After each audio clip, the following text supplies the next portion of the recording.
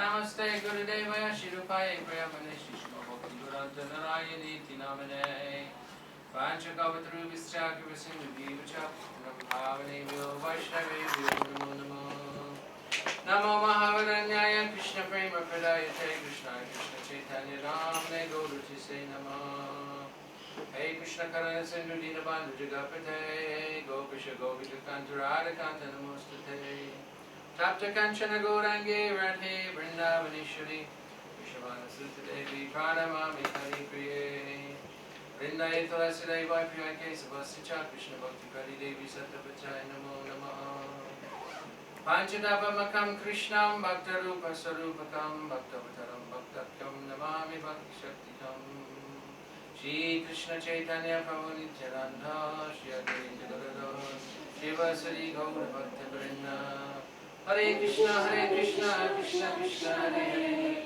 Hare Ram, Ram Ram, Hare Hare. First off, from our respectful basis, it's kindness, times, beloved Guru Padma, Nitya Om Vishnu Pachi Shma Bhaktivinoda Thakura-聖巴提維諾德to our Lucifer Guru Lord, and always say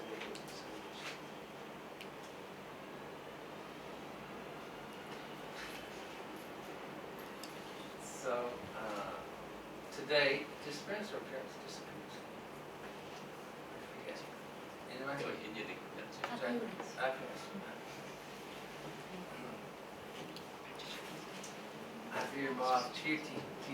The appearance day of Bhaktivinoda Thakura, Sacidananda Bhaktivinoda Thakura is today. 咁今天咧係我哋傳人裏嘅一位好偉大嘅靈性導師啦，叫 Sri Caitanya Mahaprabhu 咧，佢顯現嘅日子嚟。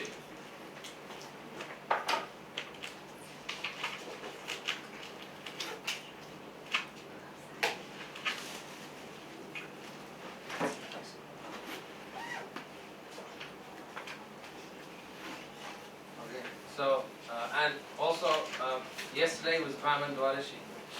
咁昨天嘅日子咧叫 Dwadashi 第12天啦，咁叫 Vaman 嘅 Dwadashi。And also the disappearance of Srila Jiva Goswami. 而昨天有咧又另一位偉大嘅靈性導師咧叫 Sri Jiva Goswami 咧，佢隱跡日。So very auspicious time. Tomorrow also disappearance of Haridas Thakur. 咁呢幾天咧都係非常之吉祥嘅，咁聽日都係啦，聽日又係另外一位偉大靈性導師咧，叫唱頌聖年嘅名師 Haridas Thakur 咧，佢隱跡嘅日子嚟㗎。So speak something about Bhaktivinoda Thakura and try and touch Jiva Goswami also. 咁今日咧，我哋會講關於係 Srila Bhaktivinoda Thakura 今天顯現呢位嘅靈性導師啦，同埋講翻咧昨天咧隱跡嗰位嘅 Srila Jiva Goswami 少少嘢。Yesterday we covered Vaman, the dwarf incarnation of Krishna. 咁咧，琴日咧我哋講咗關於 Vaman 咧係 Krishna 咧一位叫侏儒嘅化身嘅，琴日係佢顯現人嚟嘅。Krishna came as Vamandev to take the false ego of Bali Maharaj. 咁 Krishna 咧佢以呢個 Vaman 呢個婆羅門，對唔住呢個侏儒婆羅門嘅化身對嚟咧攞咗呢一位國王叫巴利大君咧，將佢嘅假我咧係攞走。How the conditioned soul become free from material qualities. 咁我哋呢啲受到捆綁咧，受到條件限制咗啦，俾我哋心意限制咗嗰啲叫調行靈魂咧，我哋點樣可以擺脫出咧我哋嗰啲物質上面唔好嘅品質咧？ The intrinsic nature of Lingwan is full of knowledge, happiness, and eternity. 靈魂咧，佢固有嘅本性咧，佢充滿住知識啦、永恆咧，同埋充滿住咧狂喜叫樂。But now, for many lifetimes, Lingwan has become contaminated with material nature. 咁但係而家千生萬世咁多歷世嘅輪迴嚟咧，我哋靈魂咧俾呢個物質嘅自然咧所污染咗。Essentially, Jiva, who is energy of Krishna, has some independence and has chosen to come into the world of Maya, to exercise his independence. 基本上咧，靈魂咧係 Krishna 嘅，即係佢個能量嘅一部分啦。咁佢有咁樣嘅係即係獨立性㗎。咁佢咧不知怎地啦，用咗佢呢個獨立性嚟咗呢一個世界咧，去咧嘗試咧去即係探索咧呢一個假象嘅世界。Spiritual life is only subject matter. Gurudev explains is only about love and affection. 靈性嘅生命啦我哋嘅靈性導師講過啦，佢嘅主要嘅命題咧，主要係講關於愛同埋情感嘅。And one of the most essential ingredient in love is free will. You cannot force someone to love you. 而喺愛裏邊嚟講呢一個好重要嘅元素就係自由意願啦，你係永遠唔能夠強迫咧某人咧去強迫佢去愛你嘅。So this independence is there with the jiva. No one forcing you to serve Krishna. It's not no force. We're not saying, hey, serve Krishna, or hey, beat you. 所以咧呢個微小獨立性咧，永遠係同我靈魂一齊嘅，冇人可以強迫咧你去服務 Krishna，唔可以同人哋講話你服務 Krishna 咧，我會打你嘅。Sometimes senior, hey, chastise, chant Hare Krishna, get up, hey, don't sleep, chant. And I go, oh, okay. But how long is this lasting? After some time, then eventually, unless he has this natural propensity awakened, then join someone else. 有時候呢啲長輩咧出於佢嘅關懷，可能會叫你起身啦，念下啲 Krishna 咁嚇。咁但係其實你咁樣成日俾人哋即係督促都可以督促到幾耐咧？始終咧，如果你除非你自己自發性咁即係做啦，不然嘅時候咧係時間問題，遲早咧你可能會離開呢個團隊咧，去到第二啲地方住嘅。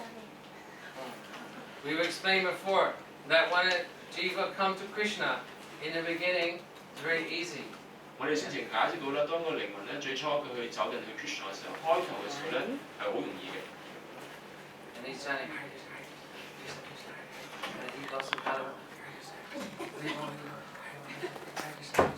Very easy for 1 month, 2 months, 6 months. Very easy.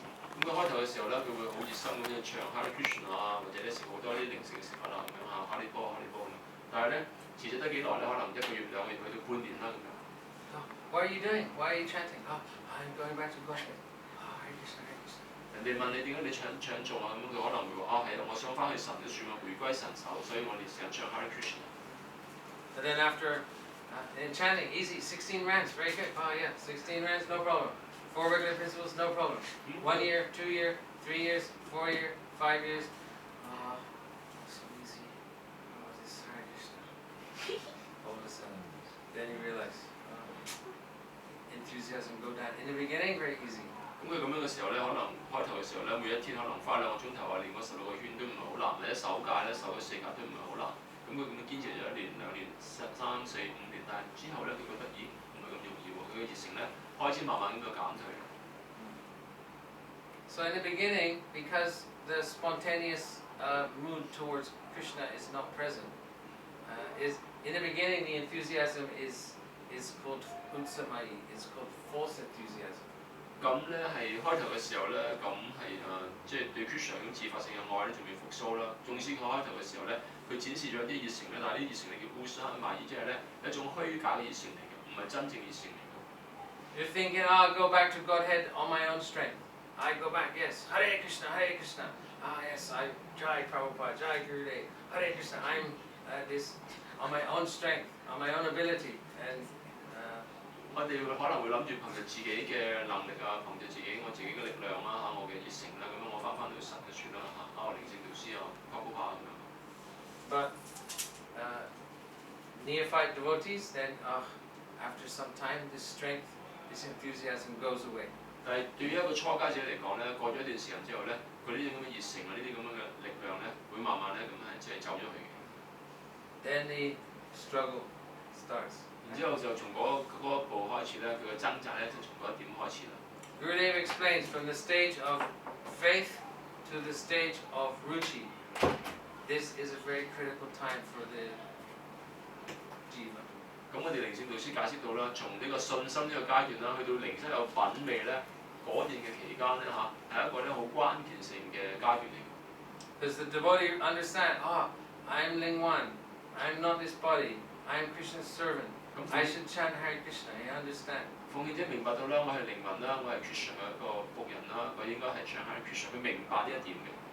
But after the initial shine of bhakti, the initial your own strength is finished, then you understand. This Krishna prema I don't have. 但係咧，當開頭嗰種嘅熱誠咧，慢慢即係減損咗之後咧，後來之後咧，你會明白到咧，原來咧我對神嘅愛 Krishna 嘅愛 Krishna pray 咧，我冇呢一樣嘢，我對神冇愛。So like in hospital, when someone is critical, you know, how do you have that word in ICU? Is that what you call it? They're critical. And on a drip in the thing, I just you don't know anybody live or no? You don't know. It's critical. So this is critical time from faith to the stage of taste in spiritual life. 咁所以亦都係重新翻一點啦，即係從開頭有少少信心啊，去到靈修有品味咧，嗰啲係一個好關鍵性時候。好似有時咧啲醫院啲人吊鹽水啊嗰個時候呢個例子。I see you. 有啲人會朋友話每一日都向深切治療課。So for the devotee, he's practicing, but he doesn't have this taste. When taste comes, then automatically he's running. There's no need for an alarm clock to wake up in the morning. 咁對一個奉獻者嚟講咧，如果係有品味嘅話咧，咁佢好多嘢佢會自動咗係做嘅。咁佢每一日朝頭早起身咧，佢唔需要鬧鐘，你自動自覺會起身嘅。Now set alarm clock. Oh, no. I have to get up. No, I have to turn. No, I want to sleep. It means no taste for Krishna. 而家嘅時候咧，就算朝頭早鬧鐘響都好啦，都唔會起身嘅，因為咧即係做對 Krishna 咧並冇呢個品味。Someone who tastes for Krishna every morning, 3:30, awake. 如果跟對 Krishna 有呢個品味嘅時候咧，每一朝朝頭早自動嘅3點半咧，佢就會醒過嚟㗎。No need alarm clock. 佢唔需要鬧鐘。Automatic. Gurudev every morning, 3:30, awake. 我哋嘅靈性導師書到 Gurudev 咧，每一天早上3點半就準時起身。Many of our senior Vaisnavas, they're running on another energy. 咁我哋好多認識嘅好多係好資深嘅奉獻者咧，佢哋咧係用另一種能量咧去作工。They have this motivation. 佢哋有呢種動力喺度。They have taste. 佢哋有品味。So Gurudev giving Krishna Nam, he's giving Krishna's name. 咁靈性導師咧，我哋 Gurudev 咧俾咗我哋 Krishna 名字 ，Krishna Nam 俾我哋。In a mantra. 喺一個曼陀羅裏邊。They're also giving Diksha mantra. 佢亦都咧係俾一啲叫啟迪嘅曼陀俾咗我哋。Which is more, Hare Krishna Maha mantra or Diksha mantra? 而家個問題就係話兩種曼陀羅咧，呢個 Hare Krishna 嘅曼陀啦，同埋你啟迪嘅曼陀咧，邊個係重要啲咧？多啲咧？ Because Hare Nam mantra, Maha mantra giving quite easily. 因為咧係Maha mantra 啦，我哋念嘅 Hare Krishna 呢個叫摩訶或者偉大嘅曼陀咧，好容易咁樣俾到佢出去。And Diksha mantras have to be more serious practicing to get Diksha. So one would think that Diksha mantras are, and also Diksha mantras are secret. You can't say them out loud. So one thing, they're secret, so they're higher. 咁就但係啟迪嘅曼陀就唔同啦，你需要若干嘅即係資格咧、條件咧，咁先會俾你嘅。咁同埋佢係好秘密㗎。咁可能咧，好自然我哋會咁樣諗啦。佢呢個啟迪嘅曼陀咧係更高嘅。But actually, Maha mantra is Hare Krishna Rama is Radha and Krishna. 但係事實上嚟講咧，Maha mantra 咧 Hare Krishna 同埋 Rama 咧，對佢哋咧就係分別咧係 Radha 同埋 Krishna 嚟嘅。So and also we don't realize now because we're in conditioned stage. 咁同時咧，因為我哋而家仲有一個叫調限嘅階段啦，我哋都仲未能夠降到呢一點。That Krishna and his name are non-different. Krishna 同佢嘅名字係冇分別嘅。So if someone, Gurudev giving mantra to everybody. 咁我哋嘅靈性導師 Gurudev 咧將呢個 mantra 咧俾到每一個人。But not everyone getting the same benefit. 但係唔係個個人咧都能夠咧係蒙受到同樣嘅益處嘅。 Why? 點解咧？ Because the qualification is different for the individual. 因為每一個個體嚟講咧，我哋有不同嘅資格。Like Bhaktivinoda Thakura, he's given many beautiful songs. 咁今天顯現呢位靈性導師咧 Sri Caitanya Mahaprabhu 咧，佢咧係俾咗我哋好多咧非常之係優美嘅歌。Probably half of our songs in this songbook are from Bhaktivinoda Thakura. 可能我哋呢本歌書裏面一半嘅歌咧，全部都係佢所寫嘅。But like Gurudev said many times, if you just sing the song, Harinama Tua Aneka Sarupa, and you don't know what is the meaning, then you'll get some benefit. 咁我哋靈性導師有解釋過啦，佢話譬如咧，你可能會唱裏邊啲歌，但係咧你知道歌裏邊嘅意思嘅話咧，你可能得到嘅好處唔係太多嘅，你會得到多少嘅好處嘅。But if you know the translation of the song, the 但係咧， meaning of the song, 如果你能夠知道呢歌嘅意思啦，個意思嘅話咧， then you get more benefit. 咁你得到更多嘅好處。 And if you know the mood of the song, 咁再進一步咧，如果你能夠明白到咧歌裏邊嘅心緒係點樣嘅話咧， then even more benefit. 咁會得到更多嘅好處嘅。 So we were joking the other day when we sing. Not with the right mood. It's not enjoying mood. 咁先前咧，我哋都講嗰啲點嘅，可能早上我哋唱百頌靈詩啦，呢個榮耀靈性導師嘅時候咧，我哋咧唔係一個正確嘅心緒就係唱頌，而我哋懷咗一種享樂嘅心緒就係唱。 Actually, the mood should be of service to Krishna's name. 咁事實上咧，嗰個嘅心緒咧應該係懷住一種服務嘅心緒，對 Krishna 嘅名字嘅服務嘅心緒去唱。 The taste for a devotee is in service. 對一個奉獻者嚟講咧，佢嘅品味咧係來自於咧呢個服務嘅。 Like mahabhagavata. 譬如咧呢啲靈性嘅食物咧叫 mahabhagavata。 We're eating vegetarian food offered to Krishna. 我哋咧去即係進食呢啲供奉嘅俾 Krishna 嘅食物啦，靈性食物。 If you try and enjoy the prasadam, 如果你嘗試去享受呢啲食物嘅話咧，享落去嘅話， then the prasadam goes away, and Maya comes on your plate. 咁咧啲食物咧，呢啲靈性食物都會離開嘅喎，咁咧假象咧就會嚟到啲碟裏邊。 But if you serve mahaprasad by honor mahaprasad, yeah, 但 that 係 is prasad. 如果你懷住一種服務心上咧去榮耀呢啲靈糧嘅話咧，咁呢個就真係恩賜嚟，叫 prasad 係神嘅恩賜嚟嘅。 And when you take this prasad, then you'll become purified. 咁當你咧係去接受呢一啲咁樣靈糧嘅話咧，用呢種咁嘅心上去接受嘅話咧，你會獲取到呢個淨化嘅。 But if you just stuff it in your face, and it doesn't even touch the sides of your mouth, like me, then no benefit. 但係如果你真係狼吞虎咽嘅話，好似我咁樣嘅話咧，咁你咧得唔到個好處。 So Krishna name, non-different. 所以 Krishna 咧同 Krishna 名字咧係無異無別嘅。 So Gurudev gives mantra, it's like in a seed form. 咁所以靈性導師咧 Gurudev 俾咗我哋一個曼陀啦，咁呢個咧俾我哋嘅時候咧，好似個種子咁嘅一個種子嘅形式俾咗我哋。 And especially also Diksha mantras. So much transcendental knowledge is given at the time of initiation in the receiving of mantra. 咁所以咧，特別係呢個叫啟迪嘅曼陀咯。當你喺同靈性導師接受佢啟迪嗰個曼陀俾你嘅時候咧，裏邊咧有住伴隨住咧好多超然知識咧喺嗰個曼陀裏邊。 A bit like a gardener who has many seeds. He planted the seeds. 好似一個園丁啦，佢有好多不同嘅種子啦，佢會將啲種子咧去播種咁樣咯。 In a mango seed is a mango tree. 喺嗰粒芒果嘅種子裏邊嚟講咧，其實咧已經有住一棵芒果樹喺度㗎啦。 But you can't see the tree and you can't see the fruits. 但係當個種子階段嘅時候咧，你見唔到棵樹啦，亦都見唔到啲果實嘅。 But when you plant the seed, what comes out of the seed? The tree. 但係咧，當你係播個種子嘅時候咧，從粒種子咧會出棵樹出嚟嘅。 So, in the same way, in seed form, Guru gives your eternal relationship with Krishna. 所以同樣咧，靈性導師係通過咧呢個曼陀咧，將你咧同 Krishna 嗰個關係咧，以一個種子嘅形式咧俾咗你。 Gurudev explains in Bhaktivinoda Sindhu that Gurudev also gives his own service mood in that mantra. 咁咧，古呢啲亦都解釋到啦，喺佢所俾嗰個曼陀裏邊嚟講咧，佢連佢自己嗰個嘅服務心緒咧，都一齊咧係俾埋出嚟嘅。 But we're not realizing.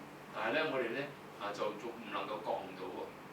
Only we do our Gayatri mantra and racing through好多 as 時候 fast 咧 as，possible. 我哋咧係只係好似水過鴨背咁樣咧練咗我哋啲啟迪嘅曼陀啦。 And not at proper time. And anyway, so many things we don't do. We don't have proper. If we understood and the power of mantra, then we would have more commitment to the mantra.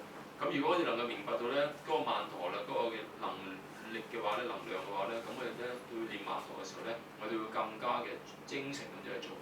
But we take our Harinam, chant a few rounds, and then put down for the rest of the day.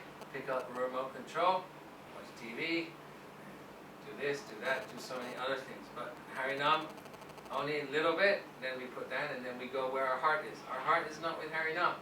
Our heart is not with Krishna. 我哋咧就只係咧，譬如攞起我哋念書袋啦，念呢個 Hare Krishna， 可能念幾圈就放低之後啦，就係即刻攞起個遙控啊、睇電視啊，同埋其他咧無關文字、無關同樣嘅嘢啦。因為我哋心咧並唔係喺神嘅成員當中，我哋嘅心咧去咗好多其他地方嘅處。But someone who has developed faith, deep faith in Guru Nishta, and also deep faith in Harinam, then they will realize in these songs of Bhaktivinoda Thakura and in the process of chanting Nam Bhajan, they will realize Krishna.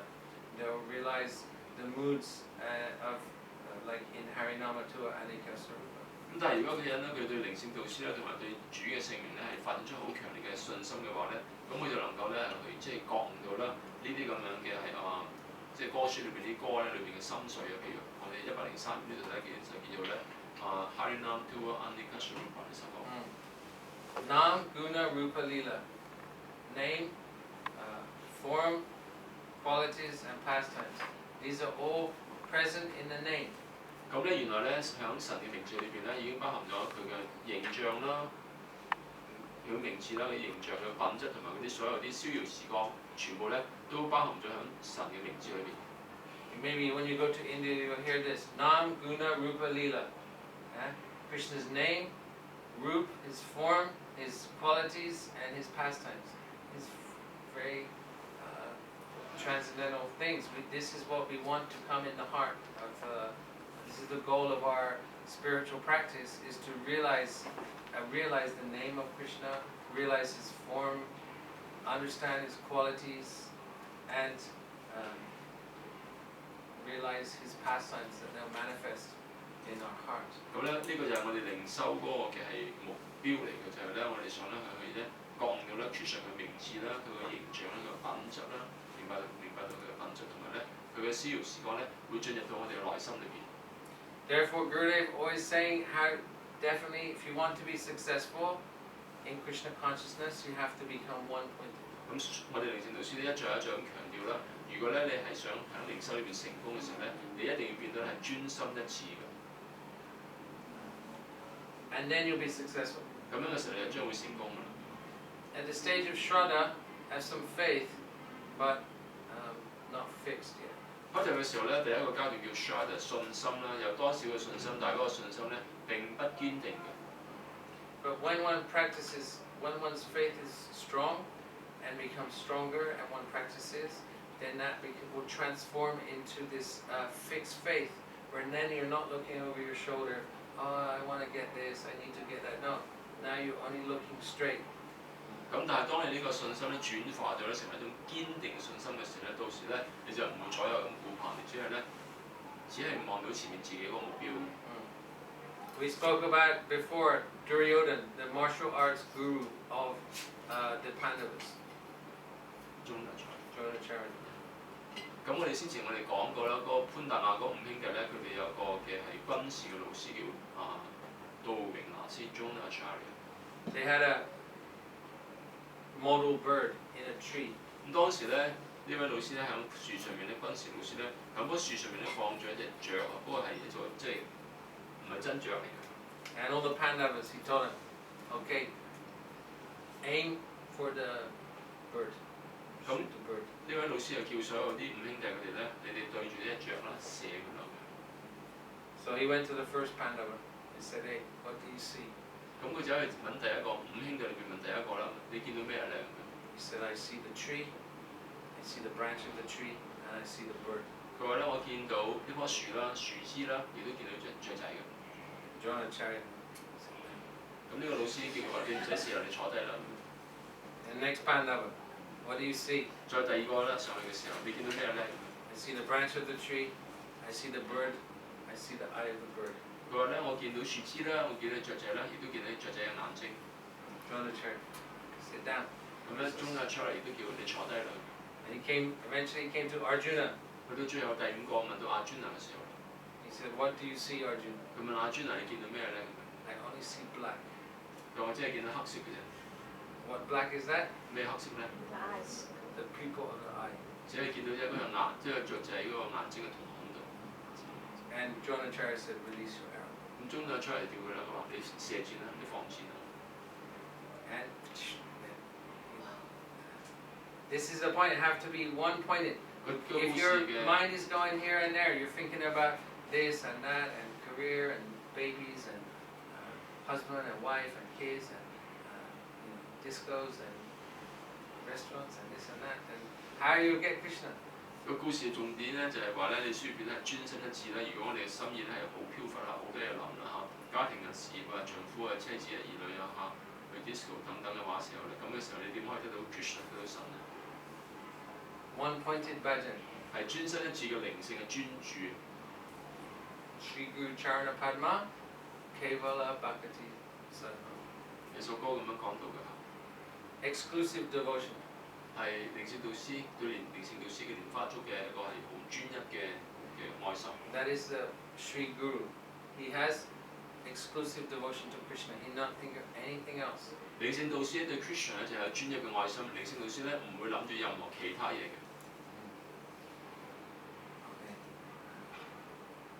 So Diksha Mantra and Maha Mantra.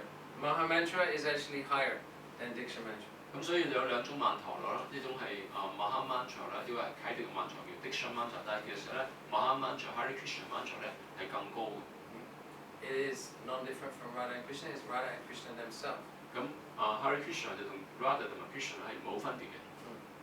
And Diksha mantras are good, but they're not chanted in the spiritual world. They're only in for this world. 咁呢個啟迪曼陀羅咧就係好嘅，不過咧就喺靈性世界咧就唔會唱嘅，只係喺呢一個世界咧我哋先需要唱咧呢個啟迪嘅曼陀。 To burn your karma in this world. 咁呢個啟迪曼陀係點樣用咧？係要嚟咧將你呢個世界上啲業報咧係燒晒佢嘅。 You don't need a shotgun to kill an ant. 佢話咧抗殺咩雞不用牛刀，你射隻猛嘅時候咧，你唔需要攞槍出嚟咧殺隻猛嘅。 So Maha Mantra is like shotgun or bazooka. 但係 Maha Mantra 就好有用嘅槍咁樣。 You don't need that to finish your karma in this world, the karma of your karmic reactions and reactions that are going on in this world. You don't need Maha Mantra for that. 嚟到係將你歷世嘅啲咁樣嘅咁多千生萬世嚟業報去消除啦，你唔需要用呢個Maha Mantra咁樣用。 These sinful reactions, good and bad, will all be destroyed by your Diksha Mantra. 咁所以咧，你啲咁嘅罪惡嘅反應咧，無論係好與唔好都好咧，只係通過你啟迪嗰個曼陀羅咧，已經可以將你啲咁嘅罪孽咧全部消除嘅。 Originally, only Gopal Mantra was given. 嗰時嘅時候咧，只係俾一個 mantra，嗰個 mantra 叫高拋 mantra。 But since then, the qualification has become less.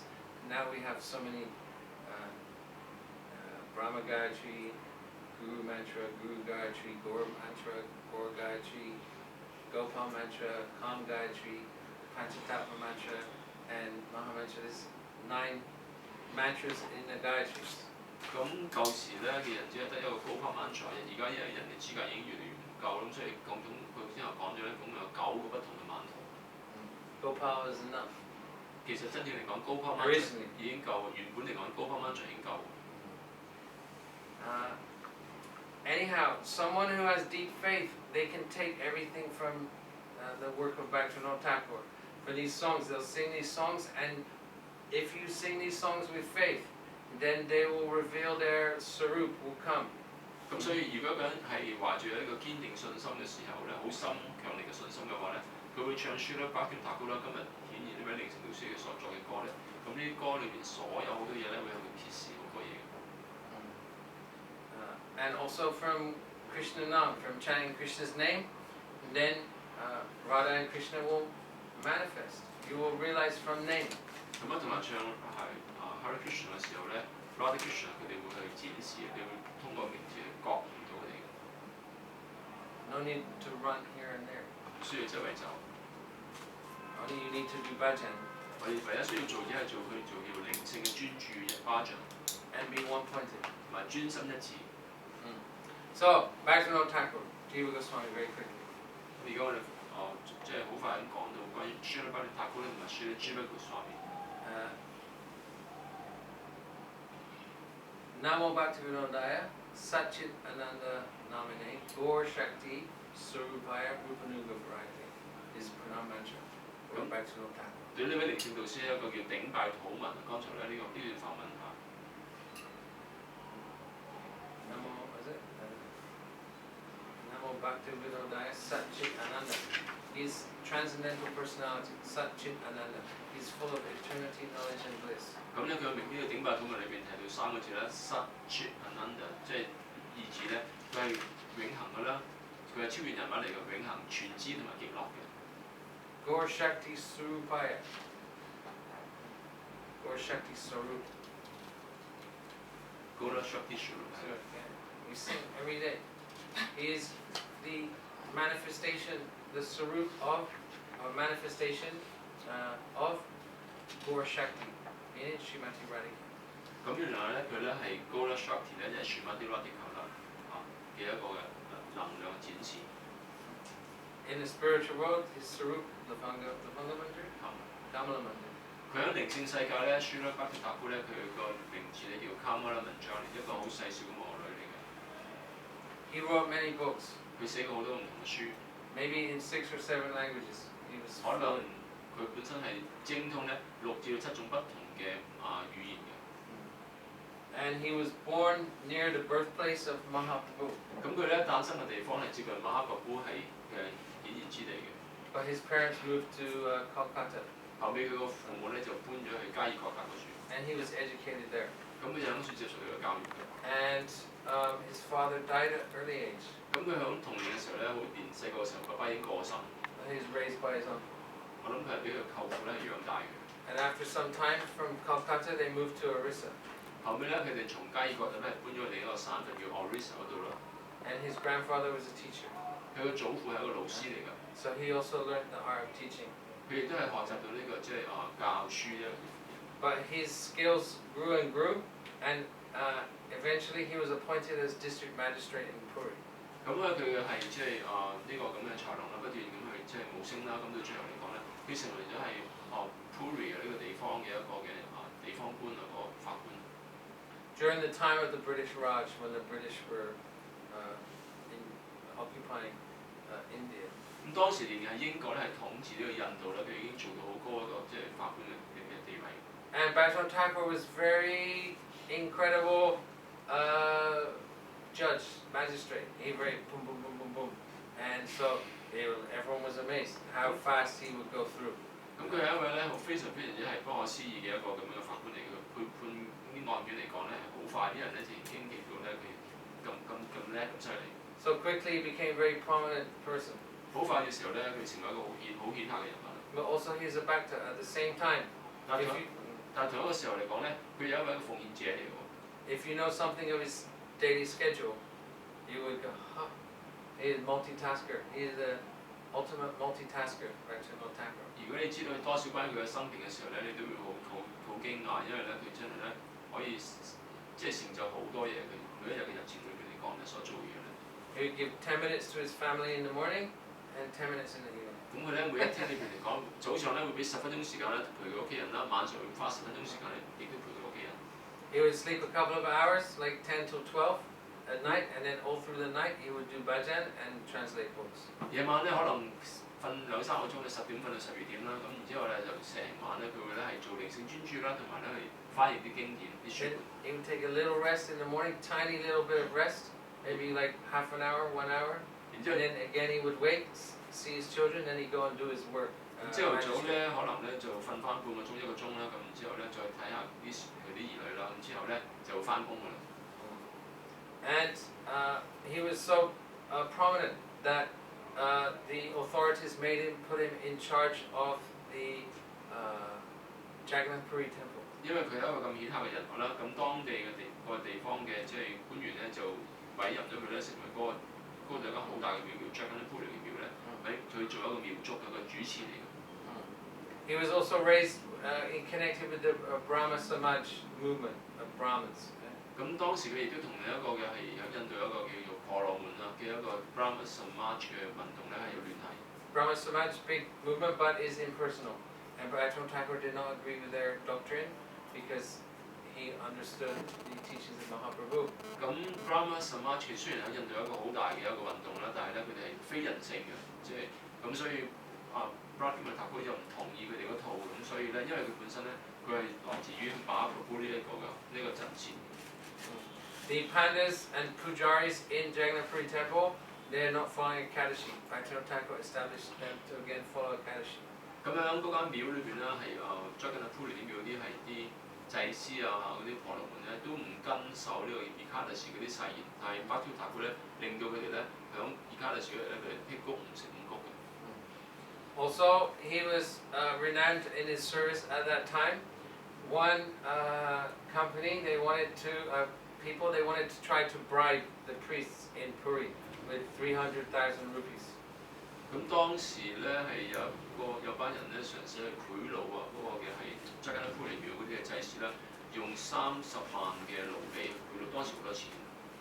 300,000 rupees is like today is like $6,000 US. 6,000. Yeah. 3 lakhs. Yeah. 1 lakh. Yeah. 300,000 rupees. 30萬嘅盧比，而家可能大概6000蚊美金度啦。So in that time, that's like millions of dollars. 咁但係當時嚟講咧而家可能計得6000蚊美金啊，但係當時嚟講咧，等於咧係數以百萬嘅咁多美金咁多錢。The bribe was to put a stone dog on the top of the mandir, the top of the temple. 咁個賄賂係咩？就係想喺間廟嘅廟最頂嘅地方咧，放一隻石嘅狗喺上面。You read this one in Mati? Yeah, she emailed me some of this.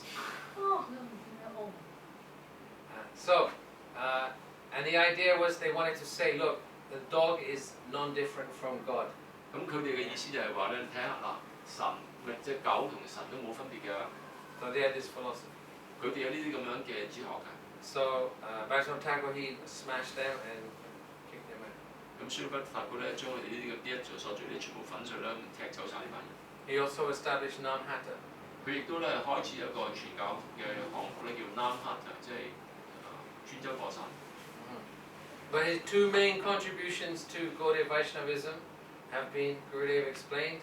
One was he discovered the birthplace of Sri Caitanya Mahaprabhu. 但係佢有兩個最主要嘅係對呢個我哋呢個高典嘅即係奉獻中最大嘅貢獻啦。其中一個咧就係咧，佢重新咧發現出咧馬哈普嘅顯現嘅地方。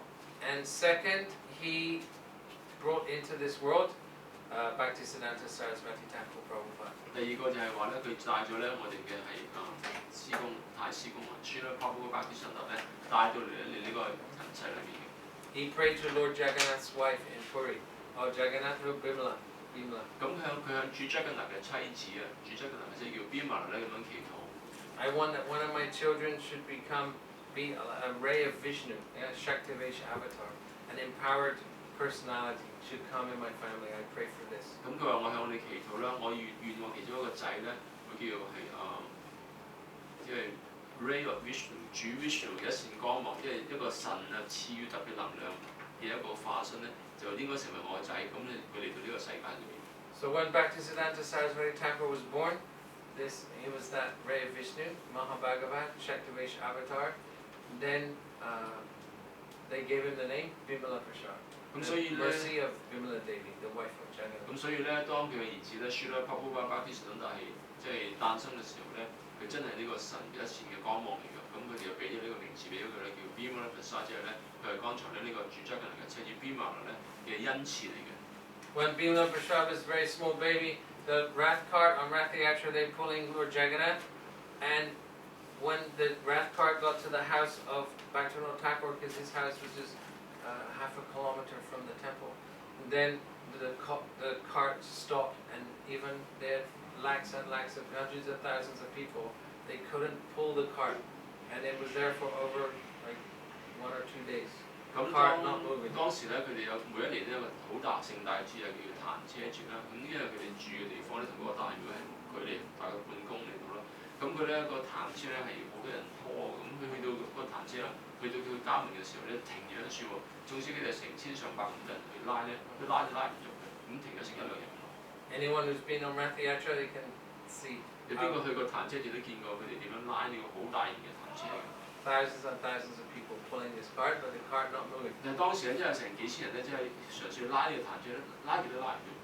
So Bhaktivinoda Thakur, they bought, he came with Bimala Prasad, baby, and gave darshan to get darshan from Lord Jagannath.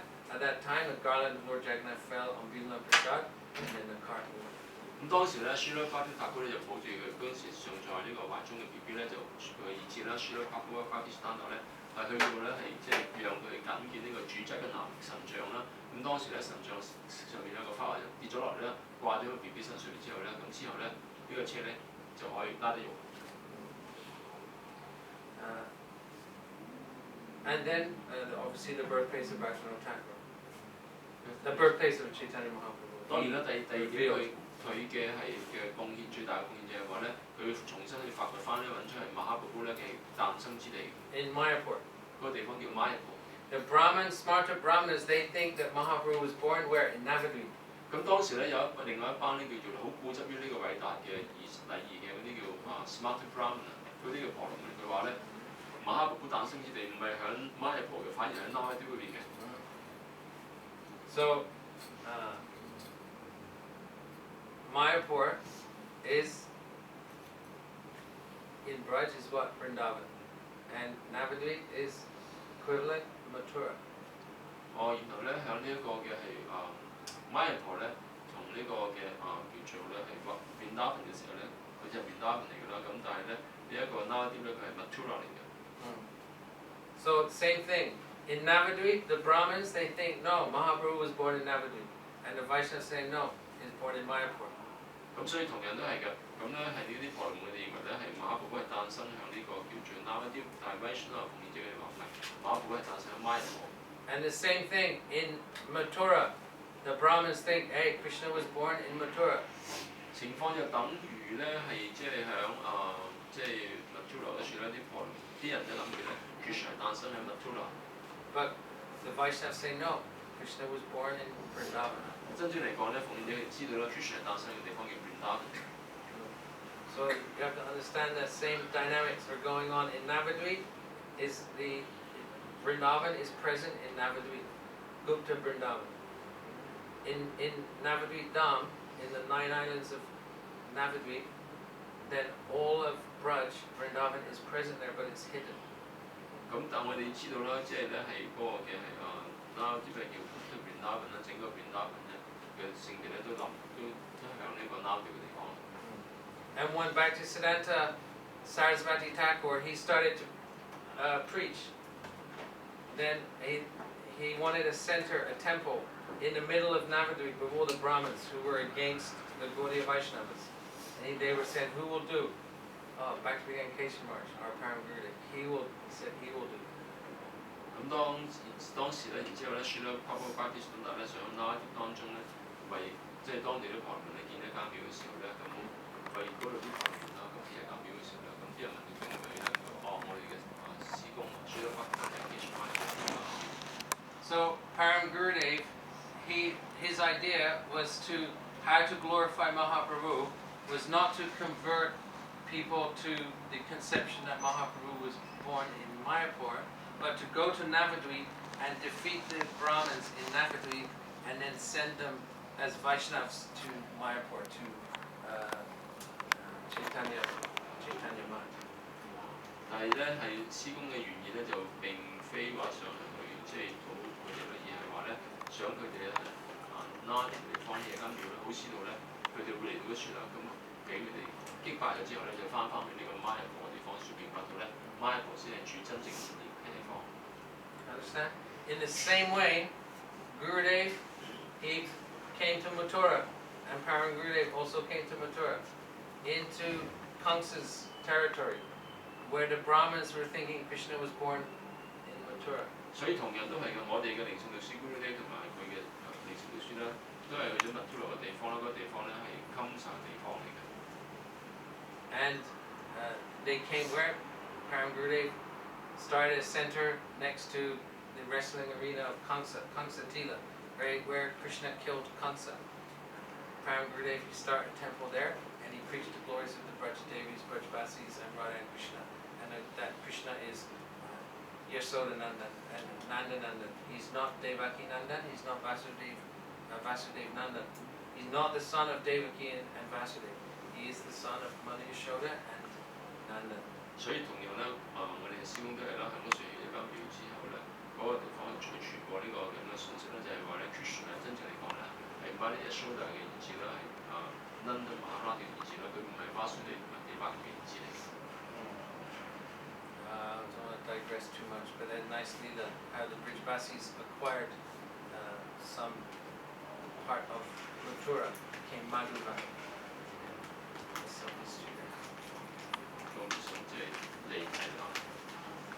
Because when Paramagurdev first came to Mathura, they got some people threw rocks at them. They weren't like now, they're worshipping Gurudev. When Paramagurdev first came, they throw rocks at the brahmacharis. 咁當我哋嘅師公最初去到密珠羅嗰個地方嘅時候咧，嗰啲人咧係對佢哋好，即係對佢好敵意嘅，會一齊掟佢哋，咁即係而家咁樣好尊重佢哋成條師嘅。And India just got independence from the British, and Mathura, lots of people flooding into Mathura. 咁當時嗰個年代咧就係即係印度啱係脫離咗呢個英國而獨立啦，咁當時好多人咧係洶湧係去咗密珠羅個地方。So Paramagurdev he established, as he did in Navadvip, that the birthplace of Krishna is in Birnagar.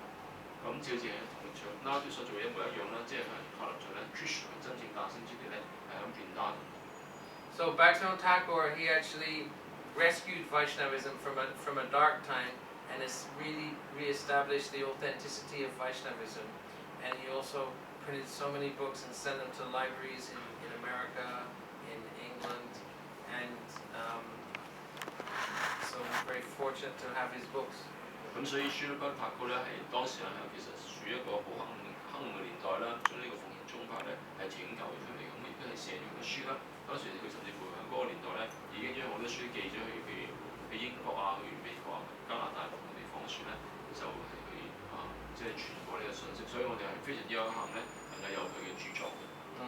But many books we have, but they just sit on the shelf. We don't read them. 好多書我哋好多啲經典啊，佢只係咧長期咧即係喺書架上面我哋從來都唔打嚟睇嘅。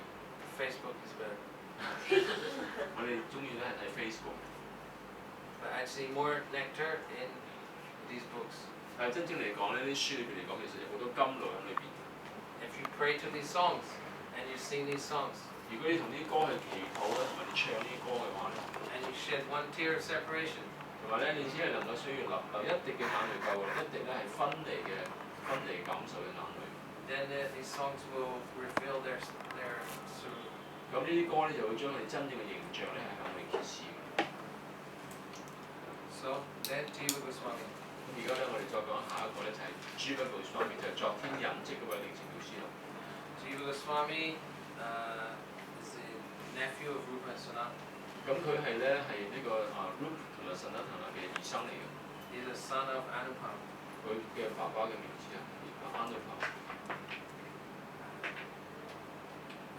So many people here don't know Rupa, don't know Sanatana, but anyhow. 真係好多有啲新人啦，唔知道邊個係 Rupa 啦，唔知邊個係 Sanatana，不過我哋就盡量嘗試去解釋。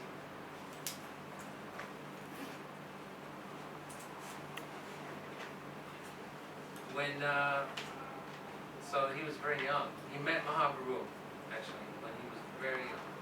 朱不部方面咧，當佢非常之細個嘅時候咧，佢已經遇